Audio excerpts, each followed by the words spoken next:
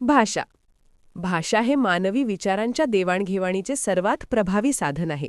आपल्या मनातील विचार, भावना, कल्पना आणि अनुभव इतरांपर्यंत पोहोचवण्यासाठी आपण भाषेचा वापर करतो. भाषेचे मुख्य प्रकार.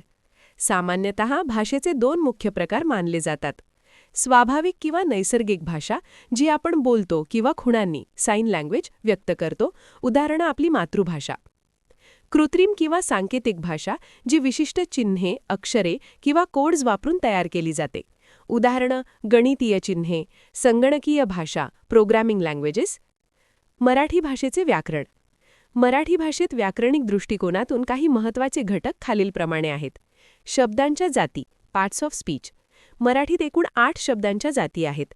विकारी म्हणजे बदलणारे, नाम, सर्वनाम, विशेषण, क्रियापद. अविकारी म्हणजे न बदलणारे, क्रियाविशेषण अव्यय, शब्दयोगी अव्यय, उभयान्वयी अव्यय, केवल प्रयोगी अव्यय. लिंग. पुल्लिंग, स्त्रीलिंग आणि नपुसकलिंग. वचन. एकवचन आणि अनेकवचन. विभक्ती. शब्दांचा क्रियापदाशी असलेला संबंध दर्शवण्यासाठी लागणारे प्रत्यय. भाषेचे महत्त्व. संवाद. व्यक्ती-व्यक्तीमधील संवाद साधण्यासाठी. शिक्षण. ज्ञान ग्रहण करण्यासाठी आणि ते पुढील पिढीकडे सोपवण्यासाठी. संस्कृती. भाषेमुळेच आपली संस्कृती, परंपरा आणि साहित्य जिवंत राहते.